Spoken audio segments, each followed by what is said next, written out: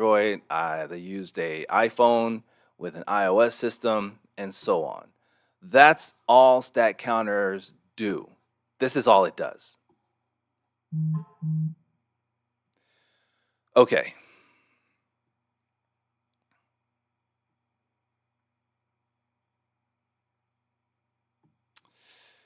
All right. The reason a stat counter cannot track your location, your activity online outside of the web page that you're visiting with a stat counter employed in it is because the internet is considered stateless. I'm going to give you a couple of terms here you may have never heard before. State, stateless, and statefulness or stateful. State is your information.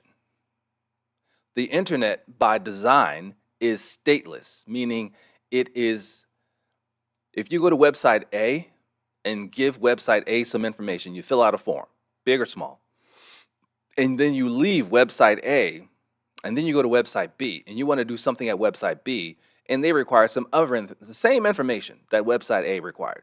Totally different websites for totally different purposes. But when you go to website B and you go to fill out this form, guess what? It doesn't know that you filled out similar information at website A. That is called stateless. That means that one device, one location, one website will not know anything about you at another website, vice versa. Any other website you go to, they won't know anything about you. That's a stateless. That's by design. That's the architecture of the website. Understand, each website is hosted on its own web server. So you cannot just intrinsically have magically have information flow from one web server to another without some kind of intermediary mechanism. Enter in technology companies like Microsoft, Mozilla Firefox, Apple, and the like. What they do is they've created browsers. That's how you browse the internet. And they recognize the statelessness of the internet and say, we want to make it more user-friendly, practical, transparent, seamless for users. So what they do is they make their browser smarter. So let's use a website A and B again as an example. Website A, you go and fill out information at website A. Your browser will then say, hey, I noticed you put some information in. Would you like to save this for later use at another time, whether at this website or another website? And you say yes. Then you go to website B. Whereas before, website B knew nothing about your activities at website A, your browser is the intermediary mechanism. It remembers the information you used at website A, incidentally, the information that you used is stored locally, meaning on your device, in your browser's memory, not somewhere else around the web. It's stored on your device. So when you go to website B, your local stored information from your browser will then pop up and say, do you want to use this? Boom. Now you have a stateful sort of experience. So for the user, it means you no longer have to worry about retyping information over and over and over again. Your browser has been made smarter, giving you a sense of statefulness. That's the difference between stateless and statefulness. Another example, another analogy to make it more relative. Outer space. If we go to outer space, space is stateless, meaning it has no air. It's a vacuum. The moment you try to go from one location in space to another without some mechanism to allow you to breathe in space, your state will go from breathing to not breathing because space is stateless. Therefore, you need some mechanism to transfer your oxygen with you. Thus, you have a spacesuit, spaceship, whichever. Let's use a spacesuit. So you put on your spacesuit and you go out into the statelessness of space. Your state is now maintained. Your information is now being transferred by the mechanism that you're using. In this case, in the example of outer space, is your spacesuit. You're going from one location to another. They are totally disparate from each other. And the only way for you to get there is to have some state, your information or your air, to be carried with you. In this case, it is your suit. So that's a practical way to look at the difference between a stateful and stateless architecture or the web, right? The web by itself is stateless, cannot transfer information. You need some other mechanism to do that. So let's tie it together. The stat counter that she talks about, that she thinks, that she claims is tracking her every digital footprint, that's completely just total bull and just ignorance and lack of common sense. The common sense is that she could have just looked this up herself, but chose to go with the narrative and cry to the police and try to have me held culpable for her ignorance. Yeah, we'll get into that. Now, a stat counter only gets information from your device. It doesn't get personal information. I just showed you. You can look it up again. An IP address does not identify an individual user, just your device's location. That's it. Doesn't drill down to where you physically live on whatever street. Nope. Never will, never has. Now, a stat counter on a web page, if you go to that web page, it's collecting, and you're not even inputting this information. You're not even sharing it willfully, not knowingly at least, right? So you're not inputting it into a form that your browser's memory can remember. No, you're not.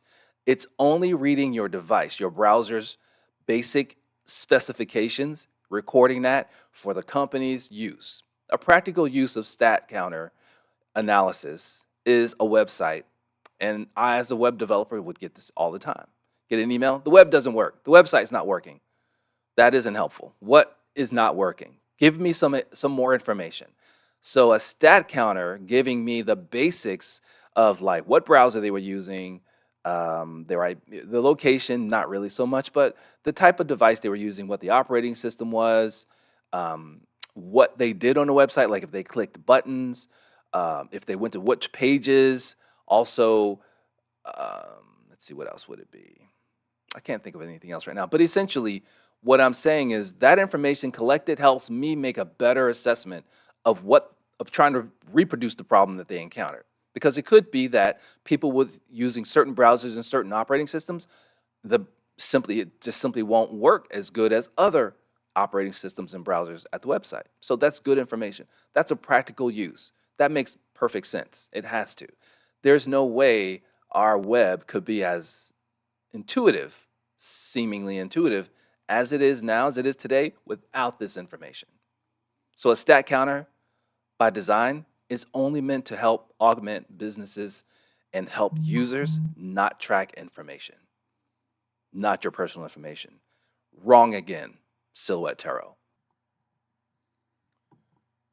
Here is a webpage that will describe also what I just said. So it's not just my word, okay? I want you to see it for yourself. You understand? Okay. What are stateless applications? A stateless application or process does not retain information about the user's previous interactions. There is no stored knowledge of or reference to past transactions. Each transaction is made as if from scratch for the first time.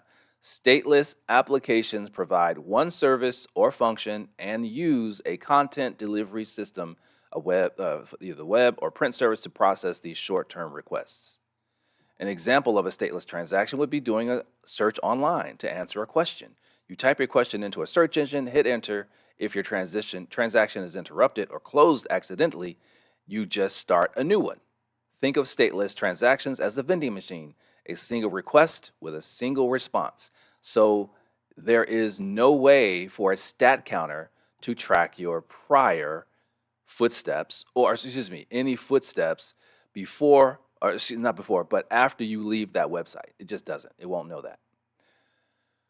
Stateful versus stateless, a comparison. The key difference between stateful and statelessness is whether an application retains information about the current state of a user's interactions, or if it treats each request independently, isolated transactions. However, there are specific differences between the two.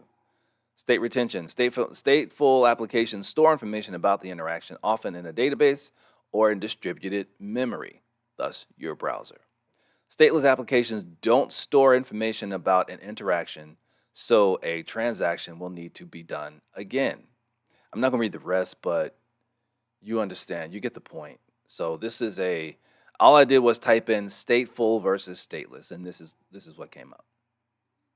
So again, like I said, the whole claim that her every digital footprint was tracked by this nefarious individual is wholly and completely false, and just not even just erroneous. It's just ignorant.